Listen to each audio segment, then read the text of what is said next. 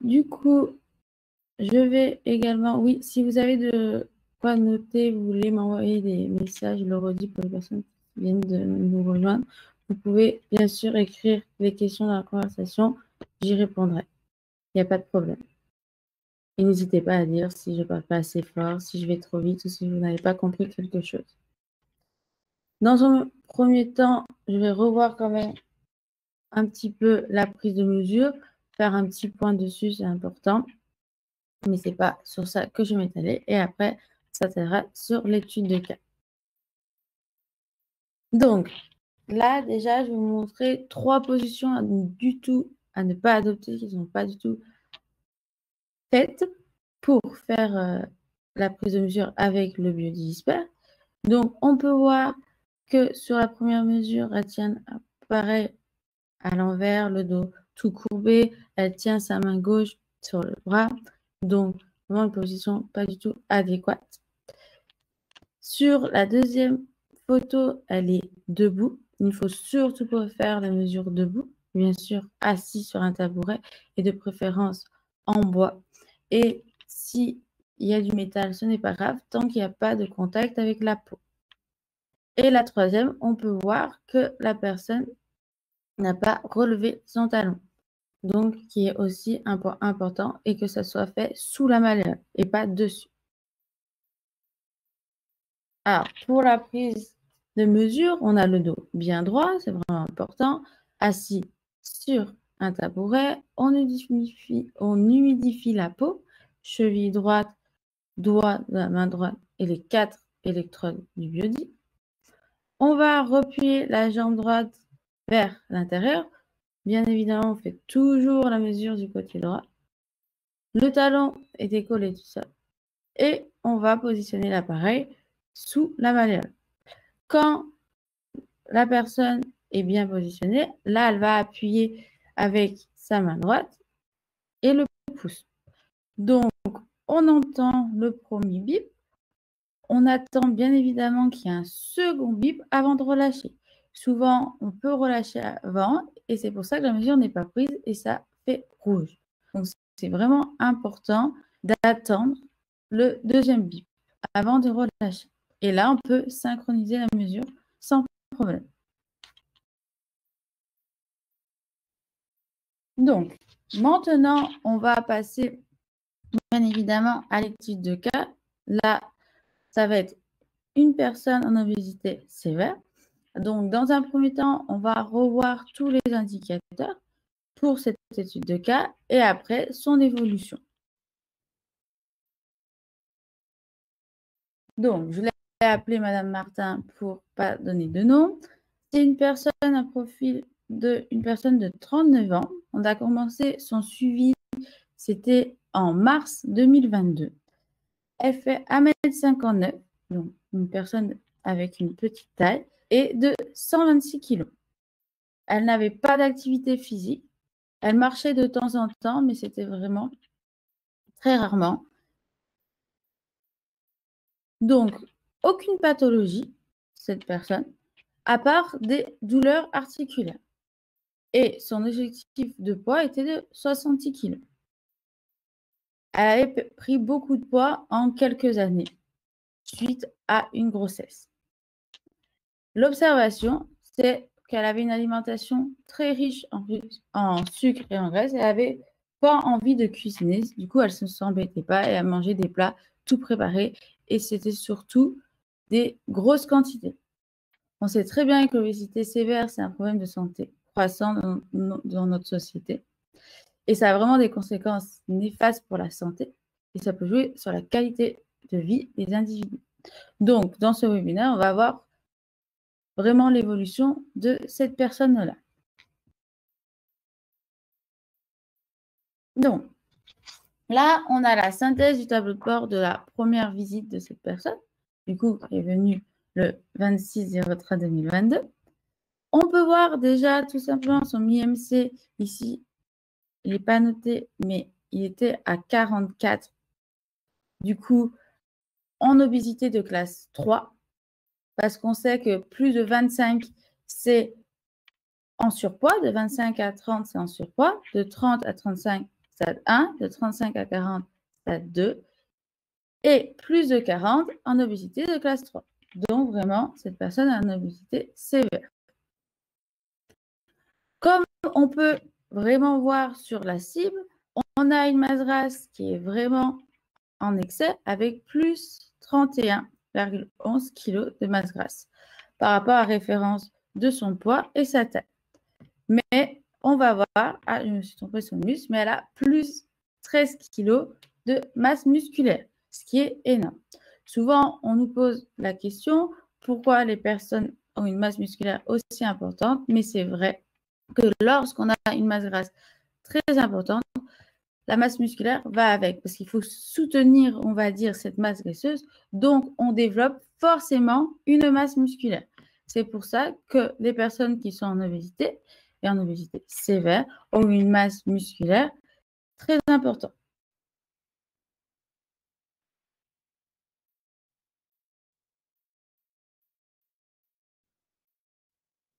On peut regarder en dessous de la synthèse, on a les indices. On a 5 indices qui sont ici. Alors, un indice, c'est tout simplement la valeur mesurée divisée par la valeur de référence. Donc, on en a 5. L'idéal, c'est d'être à 1, bien évidemment, mais ça peut aller de 0 à 2. Pour la masse grasse, on peut voir qu'elle a dépassé 2, parce que pour les obésités sévères, là, stade 3, on peut dépasser 2. Ça veut dire vraiment que la masse grasse est vraiment nettement supérieure à la référence. Donc, c'est un point à noter et à faire attention à, du coup, diminuer sa masse graisseuse. Et peut-être aussi que la personne qu'on a en face, que ça lui fasse le déclic pour entraîner cette perte de poids. À côté, on a la masse musculaire. Là, on peut voir qu'elle a une masse musculaire très bonne. Il n'y a rien à dire. Mais c'est souvent le cas pour les personnes en obésité. Parce que on a aussi la masse osseuse. La masse osseuse est très bonne. Pour les personnes qui sont en obésité, on va avoir une masse osseuse assez importante. C'est vraiment courant chez les personnes obèses. Cependant, il est essentiel de noter que l'indice de masse osseuse ne tient pas compte uniquement des minéraux, bien évidemment, mais ça compte aussi les protéines. Étant donné que cette patiente elle est très musclée, il est fréquent d'observer un indice de masse osseuse élevé en raison de la présence de protéines musculaires. Après, il est important de rester vigilant sur l'ostéoporose parce qu'il y a des personnes qui sont en obésité qui peuvent être en ostéopénie ou en ostéoporose, mais c'est très, très rare. Donc là, on peut voir que la personne n'a pas de risque d'ostéopénie ou d'ostéoporose parce que c'est vraiment en dessous de 0,85 qu'on va commencer à s'inquiéter et peut-être faire, bien évidemment, des examens complémentaires pour voir s'il y a un risque d'ostéopénie. Nous, on ne pourra pas voir l'ostéoporose parce que c'est localisé, mais on pourra prévenir l'ostéopénie. Et à côté, bien évidemment, on a charge en muscle et charge totale. C'est notre muscle sur notre squelette.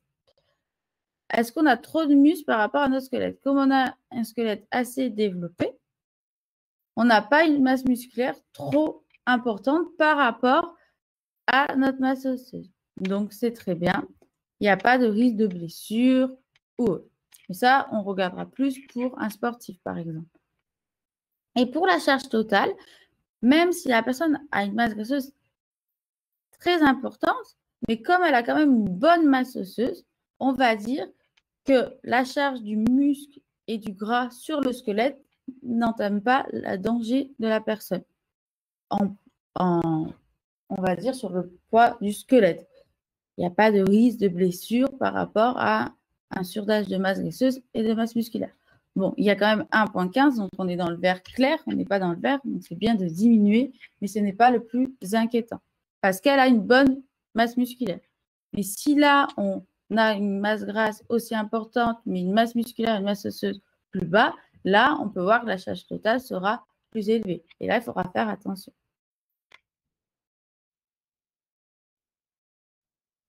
Après, on va avoir des indicateurs de pronostic. Dans un premier temps, on a l'angle de phase.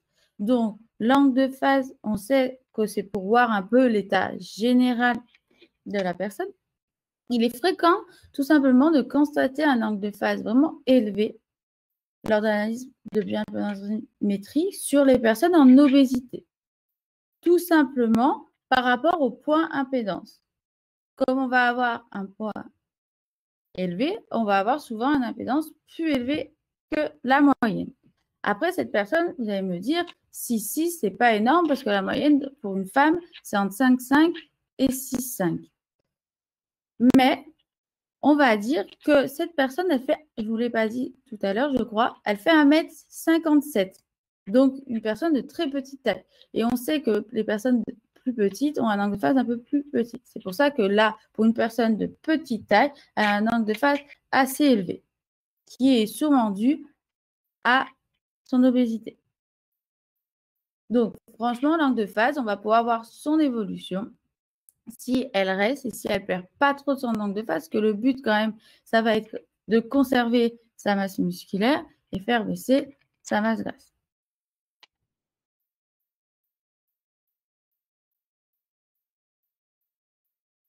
Après, on va avoir un deuxième point important, un autre indicateur de pronostic qui va être l'IR. L'IR, c'est quoi? C'est un rapport d'impédance entre la relation des mesures les plus hautes fréquences sur les mesures les plus basses fréquences. Les résultats vont avoir une représentation normale ou anormale des fluides, voir s'il y a une inflammation de la personne. Là, pour une femme, ça va être entre 0,75 et 0,810. Mais là, on peut voir que la personne, elle est à la limite supérieure, mais ça reste très correct. C'est quelque chose à prendre en compte, mais à ajuster par rapport à l'âge. Là, c'est une personne qui a 39 ans, il n'y a rien à dire. Mais pour les personnes, si vous suivez des personnes qui ont 60, 70 ans et qui ont un IR à 0,150, 0,200 et qu'ils ont toujours eu un IR élevé, ce n'est pas forcément dû à une inflammation ou dû à une inflammation due à la vieillesse de la personne, dû au vieillissement cellulaire de la personne. Mais ce n'est pas pour ça que la personne a vraiment des risques, on va dire, inflammatoires ou une pathologie par derrière. Il faudra bien sûr le corréler avec l'angle de phase et au profil de la personne, ce qu'elle vous dit. Mais si elle vous dit que tous les autres indicateurs vont, qu'elle a une bonne masse musculaire, qu'elle n'est pas dénutrie ou autre, là, on va se dire, ce n'est pas grave, c'est juste que comme il y a le vieillissement des cellules, forcément, son IR va augmenter. Dans ce cas, elle a un IR tout à fait dans la norme, donc il n'y a pas à s'inquiéter pour cette personne. Après, il aurait pu avoir une présence inflammatoire sur une personne en obésité. Ça dépend des cas à surveiller. Après, on va rentrer du coup plus dans l'étude. On a le métabolisme, c'est l'énergie nécessaire pour maintenir les fonctions vitales de l'organisme lorsqu'il est au repos. Donc, on prend bien sûr la formule d'Harris et Bénédicte qu'on réajuste avec un facteur de masse maigre. Là, on peut voir que cette personne a la valeur calculée de 1799 calories, sa référence 1200. Donc, elle brûle plus au repos par rapport à une autre personne. Souvent dû avec la masse musculaire, parce que le muscle, la masse brûle plus que le gras au repos. Donc, comme elle a une masse musculaire qui est assez importante, c'est pour ça qu'elle brûle plus qu'une personne ayant une masse musculaire plus basse. C'est pour ça qu'il faut aussi garder une bonne masse musculaire. Et qu'on dit souvent que les personnes qui perdent beaucoup de poids, qui font des régimes hypocaloriques, du coup, diminuent ce métabolisme de base. Et du coup, ont un métabolisme de base beaucoup plus bas et doivent consommer beaucoup moins pour, du coup, perdre du poids.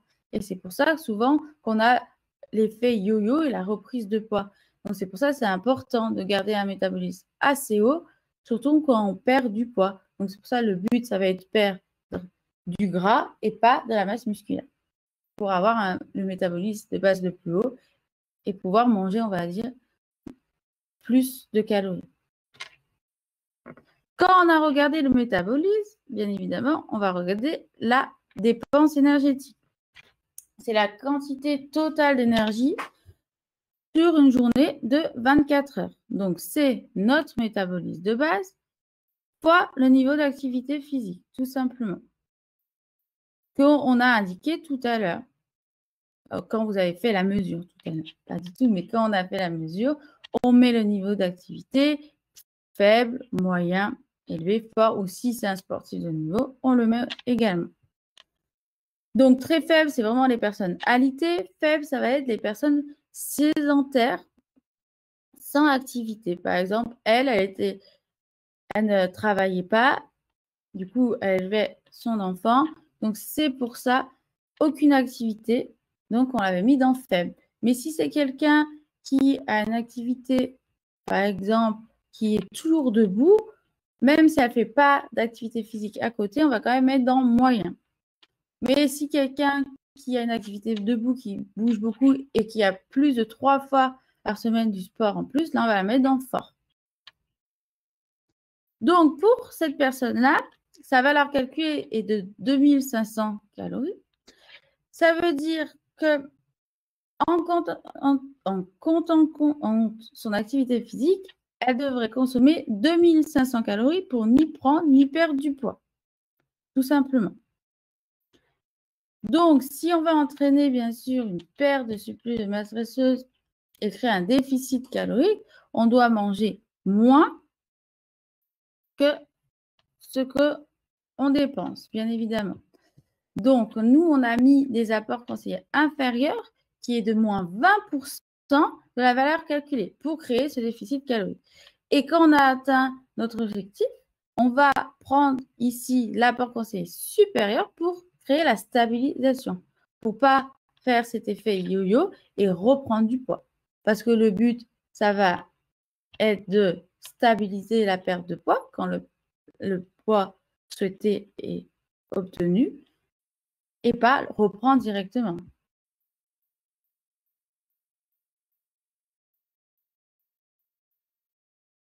Donc, quand on est dans une perte de poids, du coup, comme je vous ai dit, notre métabolisme est géré au niveau de notre système nerveux. Celui-ci s'intéresse uniquement à l'énergie dont notre corps a besoin pour survivre. Donc, si notre corps il est privé de ses calories habituelles, il va priver tout simplement les organes non vitaux pour favoriser ce qui assure les fonctions vitales.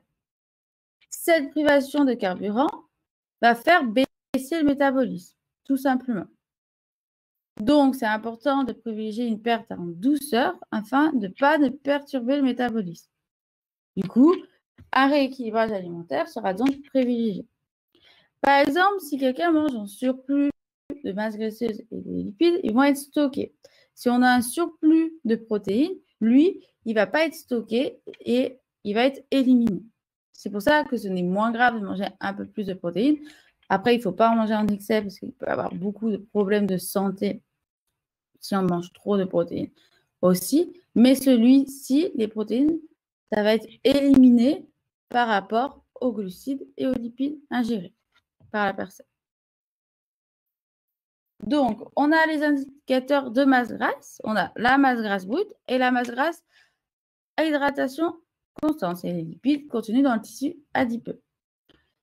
Moi, je regarde plus la masse grasse à hydratation constante que la masse grasse brute, tout simplement parce qu'on recalcule le poids de la personne à une hydratation parfaite. En fait, c'est juste pour pas que les variations d'eau du corps puissent jouer sur la masse grasse. Parce qu'on sait que la masse grasse, on ne peut pas la calculer, elle est déduite. Donc, c'est important de regarder la masse grasse à hydratation constante si c'est quelqu'un qui fait de la rétention d'eau ou autre et qui peut avoir du coup des changements d'eau qui sont assez rapides et qui peut créer des fois du coup une diminution de la masse graisseuse qui est faussée par une prise d'eau, tout simplement. Donc là, on peut voir que cette personne a une valeur calculée de 46,28. Donc, elle a un surplus de masse graisseuse de plus 31 kg.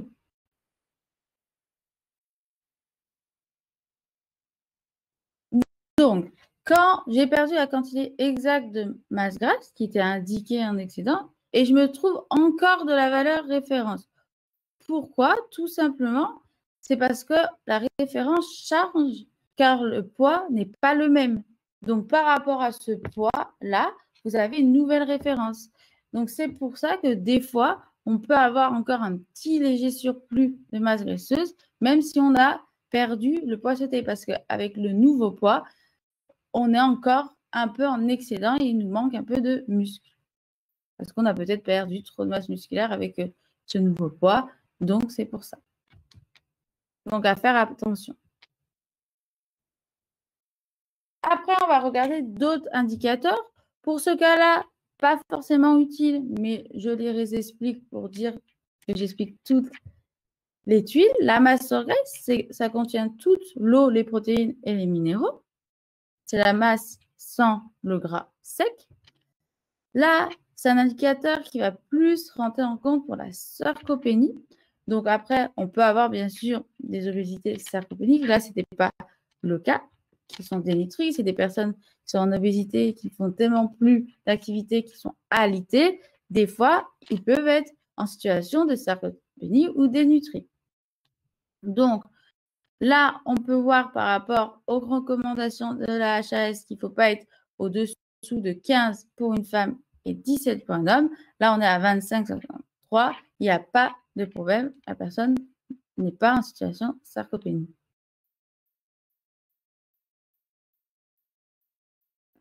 Après, on a la masse musculaire squelettique.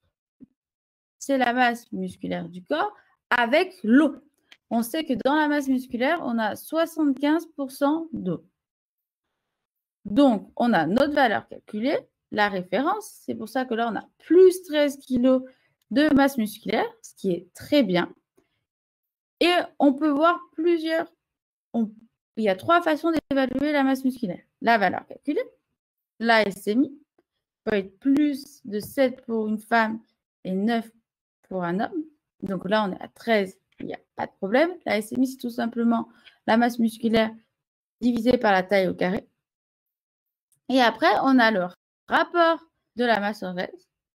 Ça, c'est un indicateur qui permet de comparer la masse musculaire squelettique du patient par rapport à sa corpulence.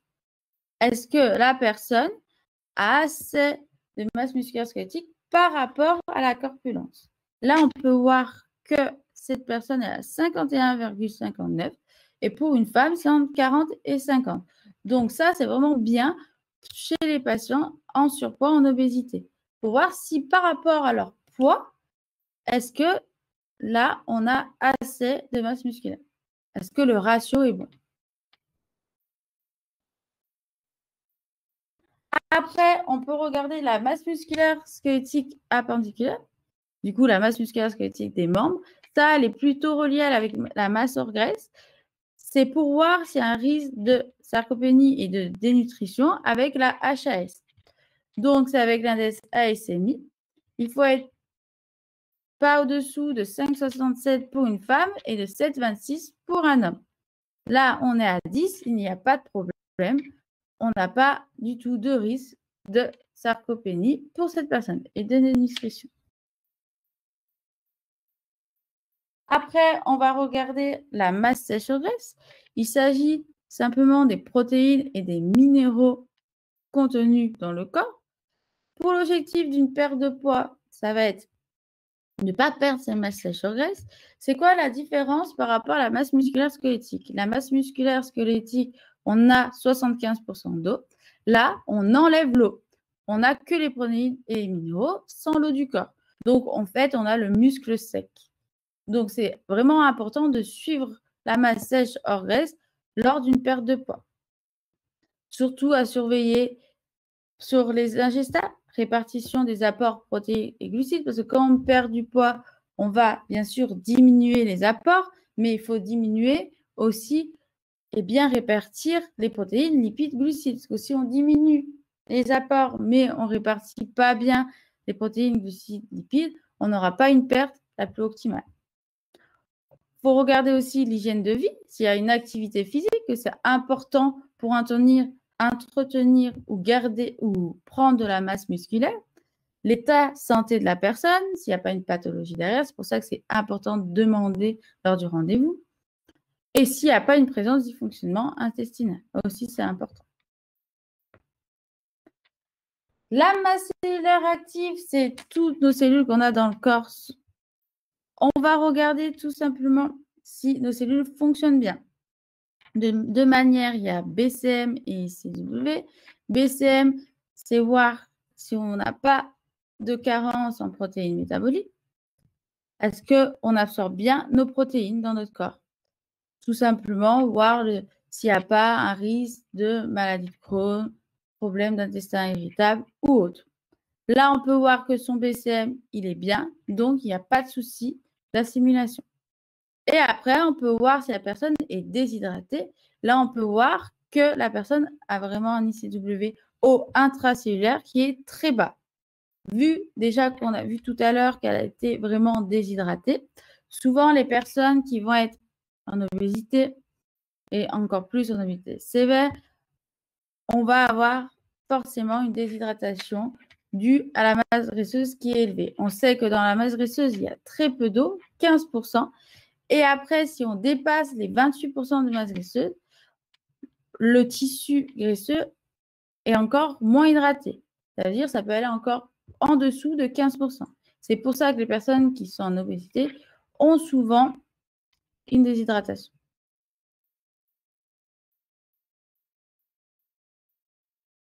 On a la masse protéique métabolique.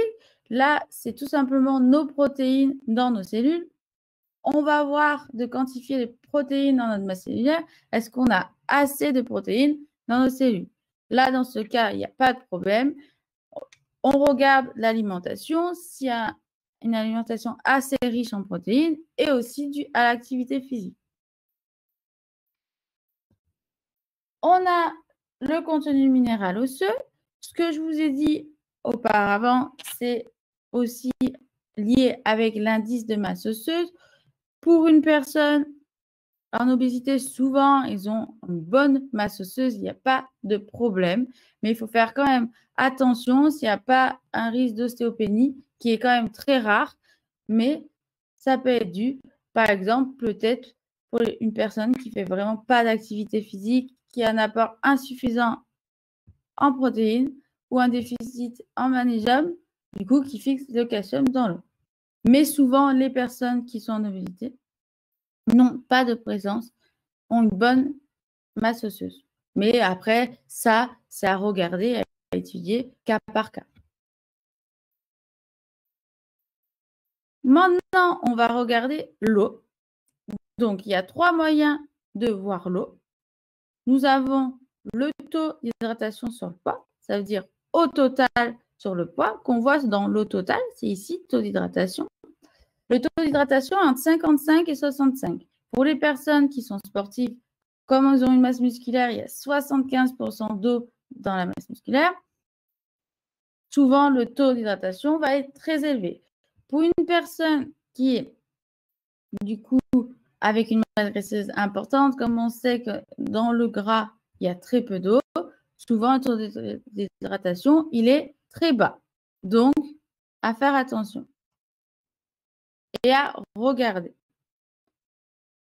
Après, on a l'hydratation de la masse hors graisse. C'est le rapport de l'eau totale sur la masse hors graisse. Ça veut dire qu'on garde l'eau du gras, tout simplement. C'est celle-ci. Cette huile, on va la regarder pour les personnes qui ont une surcharge pondérale, qui sont en obésité. Si on a plus de 28% de masse graisseuse, on regarde l'eau totale. Si on a moins de 28% de masse graisseuse, là, on va regarder l'hydratation hors graisse. C'est-à-dire on enlève l'eau du gras. Mais pour les personnes qui ont une masse graisseuse trop importante, on garde l'eau du gras. Sinon, la personne aura vraiment trop peu d'eau. C'est pour ça que, je ne sais pas, dans la cible, le volume hydrique, c'est l'hydratation hors graisse. Donc, on va quand même pondérer l'information. On va dire, on va regarder l'eau totale pour voir que si on laisse l'eau du gras, est-ce que vous êtes vraiment déshydraté ou non? Donc, c'est important de regarder l'eau totale pour les personnes, dans ce cas-là, en obésité. Aussi, la personne peut vous dire tout simplement qu'elle boit assez.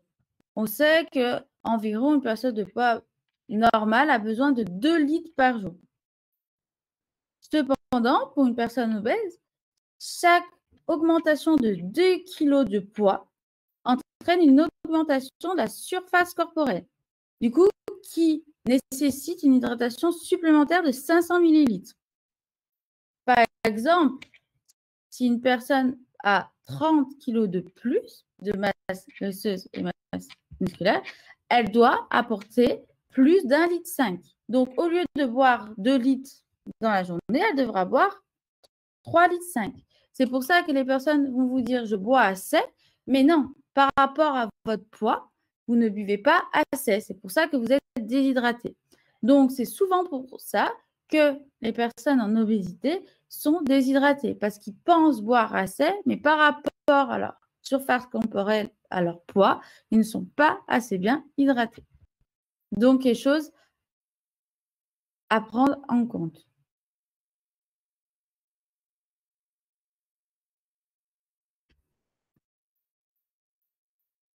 Hop. Donc, comme je vous ai dit, pour les personnes en obésité avec masse grasse élevée, ce qu'il faut regarder, bien évidemment, c'est l'eau totale. Là, l'eau totale, elle a moins 4 litres 43, mais si on avait regardé l'hydratation en graisse, elle était à moins 6 litres. Donc, un peu moins inquiétant.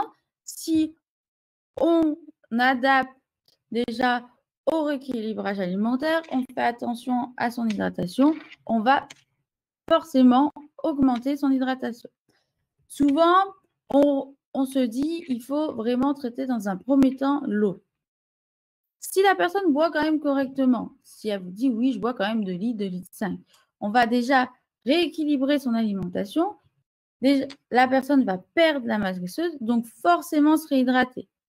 Si on voit même en perdant de la masse graisseuse, elle ne se réhydrate pas, là, on va plus poser ses conseils nutritionnels sur l'hydratation.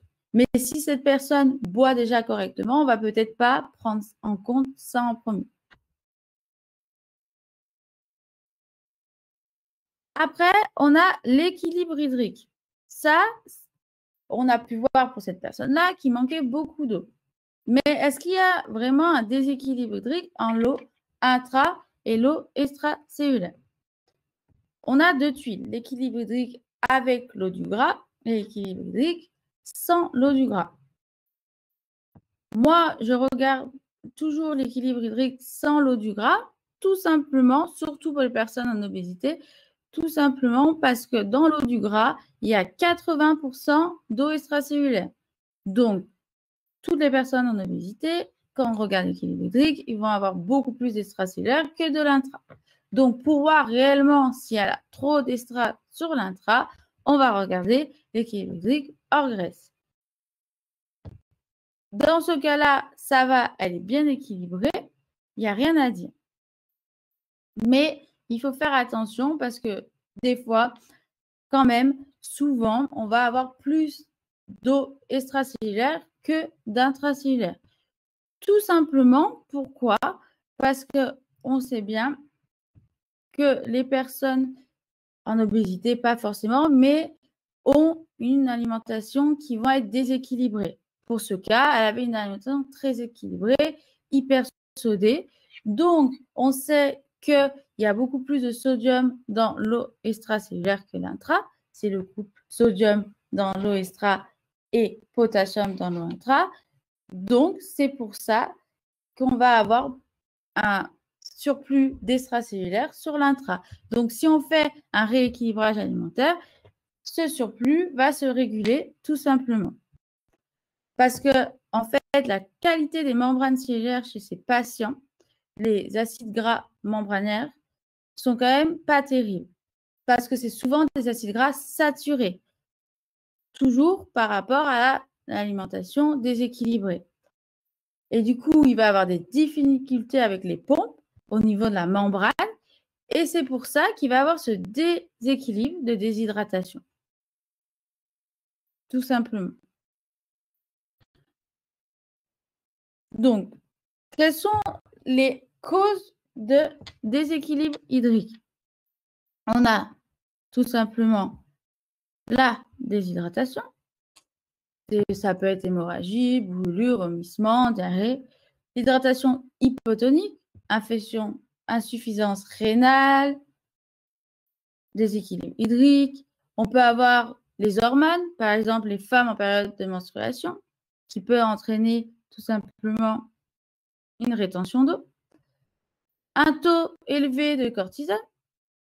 L'immobilité aussi prolongée. Rester vraiment immobile peut entraîner une rétention d'eau. Certains médicaments. Le sel, bien évidemment, le sel dans l'alimentation peut être à l'origine de cette rétention d'eau. Le surpoids, comme je vous ai dit auparavant, le tissu adipeux est composé de 80% de CW, donc d'eau extracellulaire, et que 20% d'eau intracellulaire. Et aussi des œdèmes. Donc maintenant, on va passer vraiment, même si vous avez vu un peu tous les indicateurs de cette dame, à cette étude de cas. Donc, avant son rééquilibrage alimentaire, du coup, c'est une personne qui mangeait beaucoup. Donc, elle était à, je crois, 3500 calories journaliers, avec une alimentation très déséquilibrée et des plats plutôt tout faits. Et des produits très transformés, assez sucrés et salés, et peu d'eau, et plutôt des sodas type Coca ou autre. Donc, on peut voir une masse grasse très importante, mais une masse musculaire aussi très importante, et un volume hydrique assez bas. Donc, c'est ce que je vous ai dit tout à l'heure. Dans un premier temps, ce qu'on a voulu faire, c'est un rééquilibrage alimentaire. Donc, comme la personne avait un apport très haut, on a fait, comme on a pu voir la dépense énergétique tout à l'heure, c'était conseillé moins 20% à 2000. Donc, on a commencé le rééquilibrage à 2000. Et après, vu qu'elle a perdu du poids, comme on l'a vu plusieurs fois, on a bien sûr diminué et adapté ses besoins. Mais on a commencé à 2000 calories. Il ne faut pas non plus trop baisser d'un coup. Et faire un rééquilibrage alimentaire et pas tout lui enlever et juste réduire un peu son alimentation et peut-être privilégier les légumes pas transformés et des produits le moins transformés. Et du coup, une alimentation moins sucrée et moins salée. Et une alimentation pareille au niveau protéines parce que c'est une personne qui mangeait assez de protéines par rapport à son étude. Donc, si on peut voir l'évolution de son poids. Donc là, c'était du 20 mars à la dernière mesure qui a été faite le 20 juin. Donc vraiment assez récent. Donc en un an, elle a perdu plus de 37 kilos, ce qui est très bien. Avec une petite perte d'eau, mais qui reste correcte. Vous verrez quand on va voir dans les tuiles d'eau qu'elle a augmenté de l'eau. Mais par rapport à son poids, elle a moins d'eau. Mais parce que son poids a énormément diminué. On a une perte quand même de masse grasse qui est de 28 kg et une petite perte de muscle qui est forcément, on a toujours une perte de muscle quand on perd la masse graisseuse, surtout pour les personnes en obésité parce qu'ils avaient beaucoup de muscle. Donc, on perd toujours du muscle. Mais on préconise maximum sur une perte de poids, le poids perdu, 10%. Donc, là, elle a perdu presque 40 kilos. Donc, 10% de 40, ça devrait être 4 kilos. Elle a perdu un peu plus, elle a perdu 6 kilos de masse musculaire.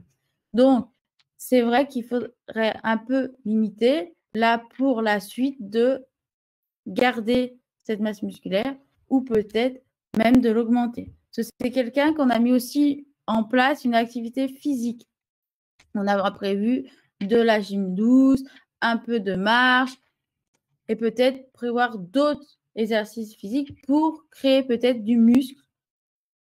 Cependant, mais pour l'instant, on va pouvoir voir plus en détail sur les indicateurs. Donc là, on peut voir que l'évolution de la masse grasse en un peu plus d'un an est vraiment très bien parce qu'elle est passée quand même de 61 à 34 kilos, ce qui est énorme et qu'on a une évolution assez fluide, qu'il n'y a pas eu du tout, on va dire, de reprise de masse graisseuse. Donc, c'est quelqu'un qui a vraiment suivi ce qu'on a fait et on n'a pas fait dans la restriction pour pas qu'il y ait un rebond et un effet yo-yo et une reprise de masse graisseuse. Donc, c'est quelque chose qui a été fait sur le long terme et du coup, une perte assez fluide, ce qui est très important.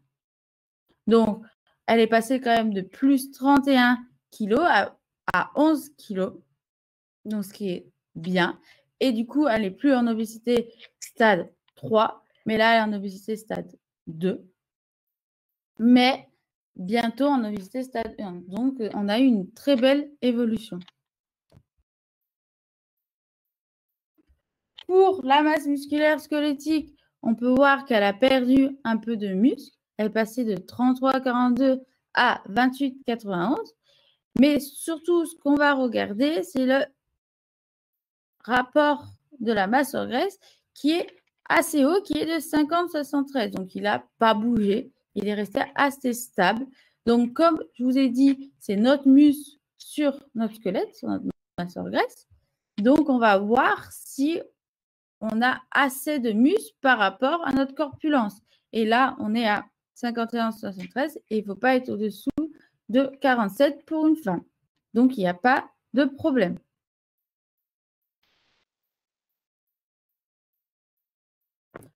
On regarde aussi l'évolution de la masse osseuse pour voir s'il n'y a pas une diminution trop de notre masse osseuse et ce qui pourrait entraîner une ostéopénie. Là, on peut voir qu'elle a perdu à peine de masse osseuse, mais ça reste non significatif. Donc, c'est parfait. On ne prend pas en compte, on n'a pas besoin de passer plus dessus. Pour la masse graisse, c'est ce qu'on va regarder plus que la masse musculaire squelettique parce qu'on sait que dans la masse musculaire squelettique, il y a 75% d'eau. Donc, peut-être qu'elle avait juste pris de l'eau dans les muscles. Donc là, on peut voir que non. Elle a perdu quand même, comme je vous ai dit auparavant, un peu de muscle.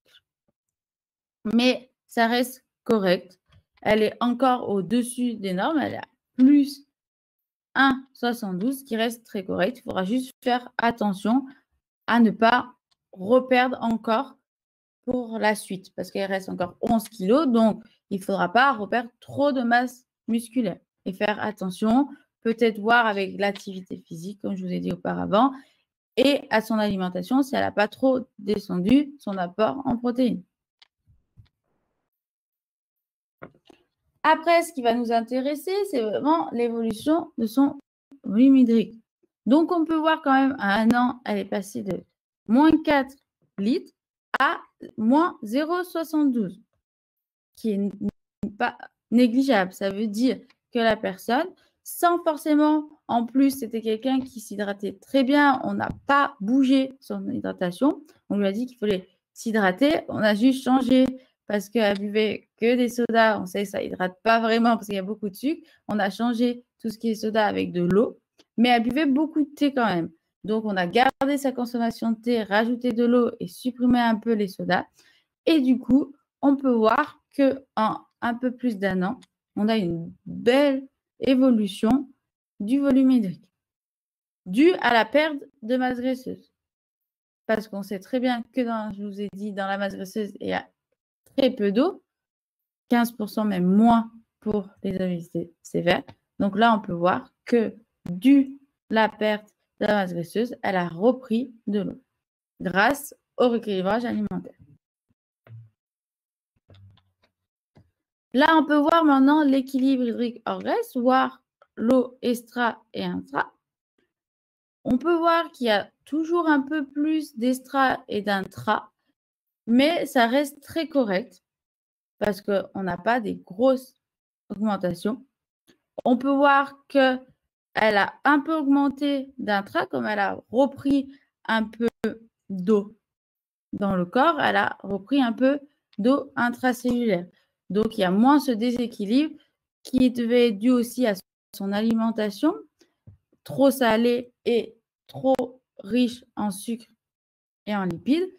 Donc, si on continue comme ça, je pense que l'équilibre hydrique va se remettre correctement sans problème.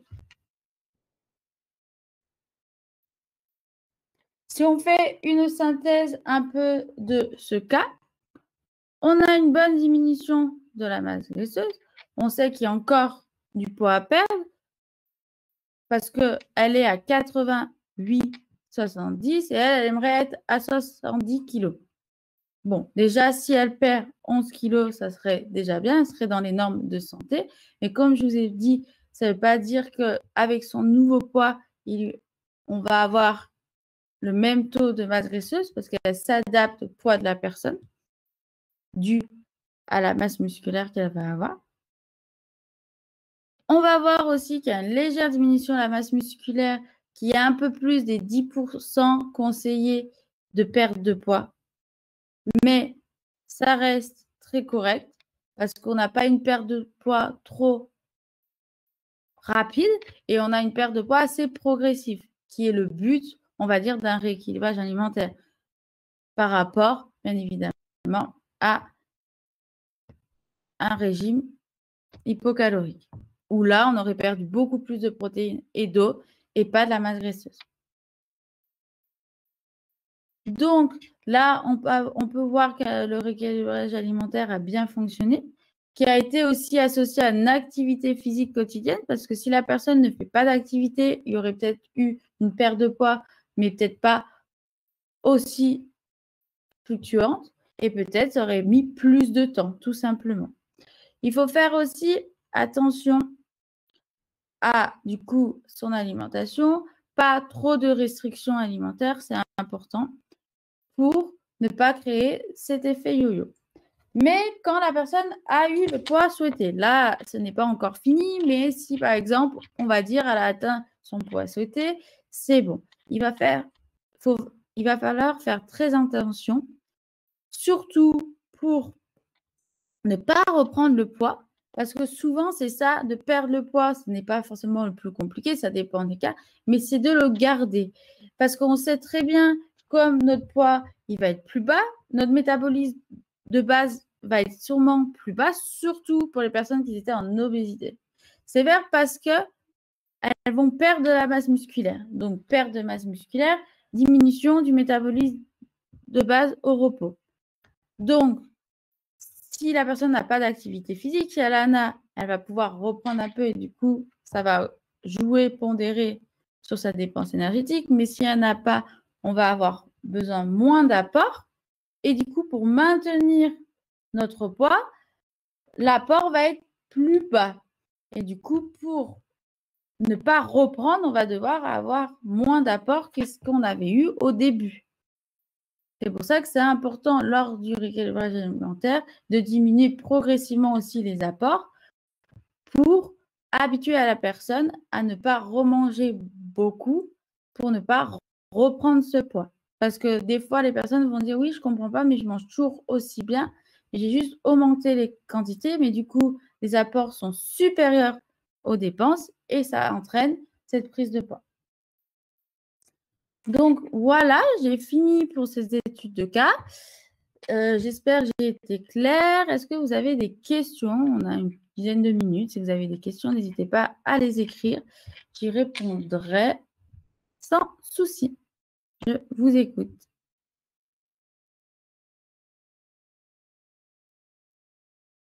Soit sur cette étude de cas, soit sur une étude qui peut être à vous, un cas patient ou autre. Hein. Là, j'ai mis sur ces études, mais ça peut être sur autre chose. Voilà. Et aussi, je ne sais pas si ce format vous a intéressé, si cette étude de cas vous a intéressé. Donc, aussi, je voudrais savoir vos retours si j'ai été.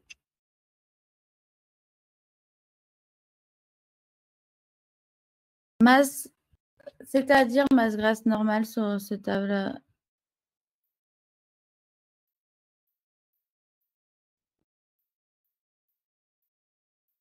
Florence, ça veut dire quoi, masse musculaire normale? Par rapport là à la perte de poids?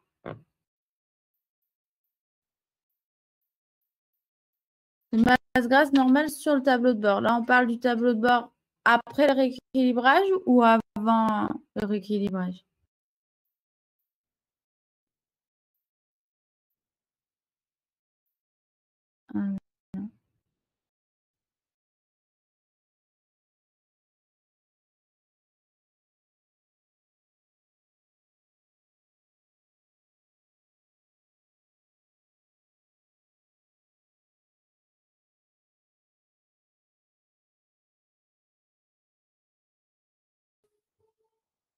Là, on parle de ça, Florence, vous m'avez dit premier tableau de bord, c'est ça? Ouais. Alors, oui, vous pouvez me reposer, je vous ai activé du coup le micro. C'était quoi votre question? Bonjour Charlène, c'était très intéressant, merci. En fait, moi j'avais quelques petites questions. Donc, quand on a le tout premier tableau de bord, qu'apparaît effectivement la masse grasse du patient, j'imagine qu'il nous en faut quand même un peu de la masse grasse. Donc, est-ce qu'il y a une masse grasse mini, enfin un truc normal, quoi? Alors, une masse grasse normale, c'est en fait, on va dire quand elle est dans le vert ici, ça va être normal. Souvent, pour une femme, ça va être entre 18 et 30%, la normalité. Et D'accord. pour un homme, ça va être entre 14 et 25. On conseille de ne pas être au-dessous de 7 pour un homme et 12 pour une femme. Après, on ne parle pas des sportifs de haut niveau qui, des fois, sont plus bas pour des raisons par rapport à leur sport et tout. Là, on parle pour des personnes lambda. Ok, donc 7 pour un homme. Faut pas être au-dessous. Voilà, c'est vraiment pour la santé, être en dessous de 7 pour un homme et 12 pour une femme. Sauf si vraiment c'est par rapport à leur sport et qu'ils sont suivis à côté. Oui, parce que moi, à une époque, j'avais un gars qui faisait du cyclisme comme un malade. Et lui, il voulait absolument être à 4%. Et moi, je lui ai dit, mais attendez, le mec, il avait une cinquantaine d'années. Je lui ai dit, vous n'allez pas avoir la même masse grasse qu'un jeune mec de 20 ans, quoi. Ça. Mais ça, après, ça dépend vraiment du profil, du sport, comment il est suivi ou autre aussi. Il faut faire attention. D'accord. J'avais une autre question. Quand on a les indices, là, la charge totale, ça correspond à quoi? Alors, la charge totale, c'est notre masse graisseuse plus la masse musculaire sur notre squelette. C'est masse grasse plus masse musculaire sur la masse osseuse. D'accord. Donc, on veut savoir si on n'a pas trop de masse graisseuse ou de masse musculaire sur notre masse osseuse. Est-ce que notre squelette peut tenir notre poids en gras et en muscle? Est-ce que notre squelette peut soutenir toute notre masse musculaire et notre masse graisseuse? Tout simplement. Donc là, on peut voir même si la personne est en excédent de masse graisseuse et de masse musculaire, comme sa masse osseuse, elle est très développée, il n'y a pas trop de problème. Ça reste dans le vert clair, il faut faire attention, mais il n'y a pas de souci. Mais des fois, il y a des personnes qui vont être sportives, mais ils ont une petite masse osseuse, mais ils vont avoir trop de muscles par rapport à leur masse osseuse, et là, ça peut créer des blessures ou autres. Ok. Donc, en fait, on est d'accord que l'idéal pour ces indices, c'est d'être autour de 1. Alors, masse musculaire, masse osseuse, si on est au-dessus, ce n'est pas grave. Mais masse grasse, charge en muscle, charge totale, l'idéal, c'est être à 1 ou au-dessous de 1. Alors, attends, redis-moi ça. Donc, masse Grasse, charge en muscle et charge totale au-dessous de 1 ou à 1. Il n'y a que la masse musculaire et masse osseuse. Si on est au-dessus, c'est bien. Ça veut dire qu'on a plus de masse musculaire, mais du coup, il y a des personnes qui cherchent à avoir une bonne masse musculaire. Et la masse osseuse, plus on en a, mieux c'est aussi. Ok, d'accord. Donc, d'accord. Ok. Et j'avais une dernière question.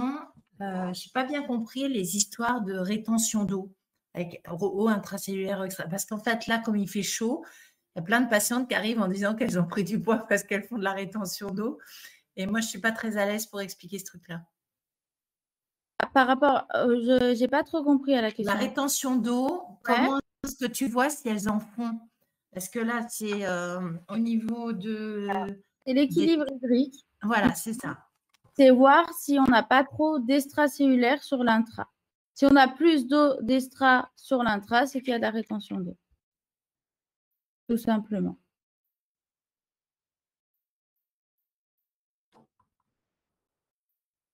D'accord. Donc, en fait, bon, moi, si le bidule est dans le vert, je leur dis que tout va bien, quoi. D'accord. Le but, c'est pas avoir souvent, quand on fait de la rétention d'eau, ça veut dire que on a trop d'eau dans nos cellules, hors de nos cellules que nos cellules. Ouais. Ça veut dire qu'on a trop d'extracellulaire sur l'intra, donc trop de sodium. Donc, hors de nos cellules, on a trop d'eau et dans nos cellules, on n'en a pas assez. Donc, c'est pour ça que c'est important d'avoir un équilibre. Mais qu'il faut regarder l'équilibre hydrique hors graisse, mais pas l'équilibre hydrique classique, surtout pour les personnes en obésité, parce que dans le gras, il y a plus d'eau extracellulaire que d'eau intra. Donc, ça peut être biaisé. Donc, si on a trop d'eau extra sur l'intra, ça peut être dû souvent à une surcharge pondérale ou une malalimentation qui est le sel ou autre, comme si on sait que le sodium, en fait, ça capte l'eau dans le corps. C'est un fixateur d'eau dans le corps. C'est ça qui va avoir un déséquilibre hydrique et du coup une rétention d'eau.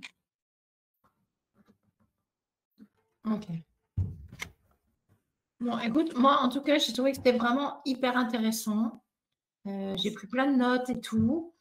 En fait, parce que là, ton cas patient, c'est un cas fictif? Non, c'est un vrai cas de quelqu'un. Bah, c'est pas moi qui l'ai suivi, c'est une autre diététicienne. Mais du coup, c'est un vrai cas qui est suivi. Ok, d'accord. C'est même, je ne sais pas si vous ne l'avez pas déjà vu, c'était Salomé, l'ancienne formatrice, qui l'a. Voilà. Donc, elle m'a expliqué un peu et du coup, pour que je puisse. Est-ce qu'à l'avenir, vous ne pourrait pas imaginer un temps d'échange sur un patient, en fait? Vous m'envoyez un patient, par exemple, et moi, le prochain, par exemple, webinaire qui est en septembre, on peut faire un sur votre patient. Alors, moi, je suis super intéressée, mais là, il se trouve qu'aujourd'hui, j'ai eu des annulations et j'ai pu assister. Est-ce qu'on peut les avoir à l'avance, les temps de webinaire? Bah, généralement, je vous ai, dans les emails que vous avez eus, vous les avez en amont. C'est bon, d'accord. le premier mercredi du mois. Sauf en août, il n'y en a pas. Sinon, c'est tous les premiers mercredis du mois jusqu'à la fin de l'année. Comme ça, je les ai tous. Très bien.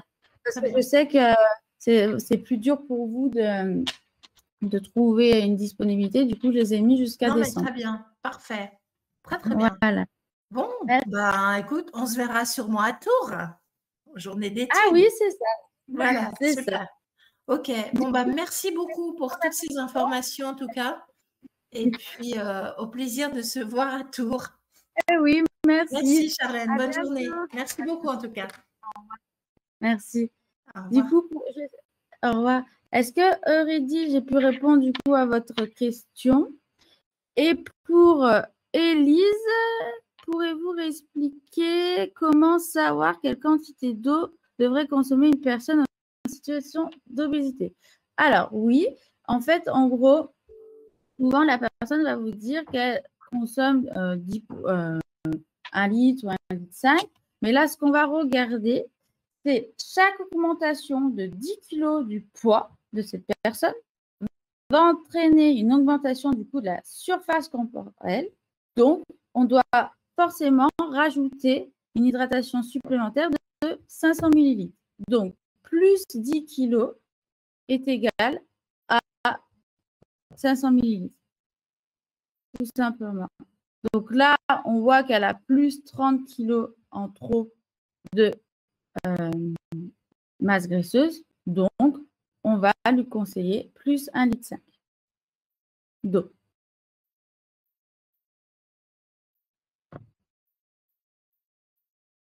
Hop, Eurydice, je vous ai activé le micro si vous souhaitez me dire exactement ce que vous n'avez pas compris. Est-ce que Élie, j'ai été claire?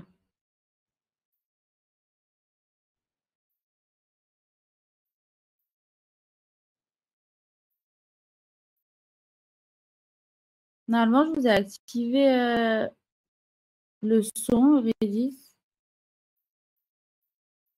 Est-ce que vous pouvez, si vous pouvez.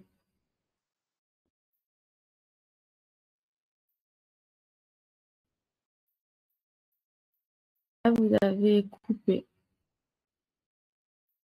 Pour savoir Voilà. exactement. Bonjour Charlène. Bonjour. C'est plus simple comme ça parce que sinon, par message. Bonjour à tout le monde du coup. En fait, j'ai compris le principe de intra-extracellulaire. Enfin, j'ai pas compris le principe, je pense, en vrai. C'est-à-dire que j'ai compris que c'est l'équilibre intra-extracellulaire, mais en fait, c'est flou pour moi. C'est-à-dire que je sais pas vraiment même comment l'expliquer à mes patients quand je leur dis: «OK, bah, vous êtes, déshydratés». Par exemple, le taux d'hydratation, il est dans le rouge, mais finalement, le paramètre de l'équilibre intra-extracellulaire, il est dans le vert. Ça arrive. Oui. Et ben, je suis un peu perdue, je sais pas bien leur dire à quoi ça correspond. Bah, en gros, on peut être déshydraté, mais bien être équilibré. Ça veut dire pas avoir en fait, c'est par rapport à l'eau. On a une bouteille. On peut, par exemple, dans la bouteille, être remplie qu'à 75% et l'autre bouteille elle va être remplie à 100%. Si elle est remplie à 75%, mais dedans, le rapport entre l'huile, par exemple, et l'eau est déséquilibré. Là, on va avoir un déséquilibre hydrique et c'est ça qu'on appelle l'équilibre hydrique. C'est l'équilibre entre l'eau qui est hors des cellules et l'eau qui est dans les cellules.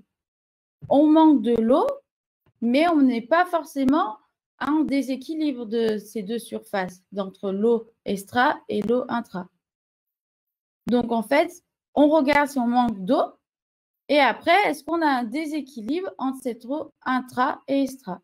Après, souvent, honnêtement, moi, je vois beaucoup de cas, c'est souvent dû à une mauvaise alimentation, un surplus en sel et du coup, qui entraîne ce déséquilibre hydrique. Mmh. Chez les Et personnes.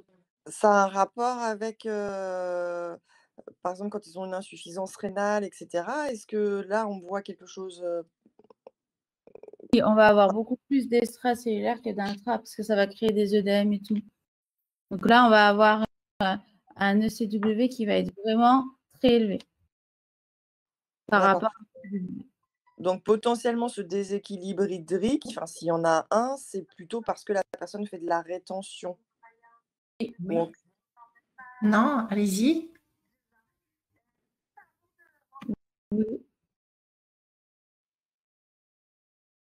ah, vous m'entendez? Oui, oui, je vous entends. Mais je vous Ouais. entendais plus, mais Je vous disais, si, on constate un déséquilibre hydrique, ça veut dire que la personne, elle est plus en rétention alors? ça peut être dû à ça. Après, pas forcément, mais ça peut être dû aussi, comme je vous ai dit, les médicaments, les hormones, par exemple, pendant la période des règles, on va souvent avoir plus d'extra que d'intra parce qu'on va faire de la rétention ou des œdèmes ou autre. Ou l'immobilité qui peut entraîner aussi plus d'extra que d'intra. On va retenir plus facilement l'eau. Mais oui, du coup, c'est de la rétention. OK. En guillemets. Mais ça dépend de quel. Ça peut être plusieurs facteurs qui entraînent cette rétention. D'accord. Bon, je vais essayer de le Je peux vous processer. J'ai un document écrit qui peut être très intéressant sur l'eau et l'hydratation qui explique vraiment en profondeur, qui est écrit par notre chercheur. Donc peut-être ça sera plus simple expliqué par. Super. Est-ce que vous pouvez juste m'écrire un mail à charlène@ebiody.com? Vous me dites que vous voulez ce document sur l'eau et l'équilibre hydrique, eau et équilibre hydrique, et je vous l'envoie. Mais si vous ne me le dites pas, je vais oublier comme ça. Oui, oui, Mais oui. vous Ça m'envoyez marche, je vous un enverrai mail un et mail. je vous l'envoie sans problème. OK. Bah, merci beaucoup Charlène. Merci à vous. Bon après-midi. Merci. Au revoir. Au revoir.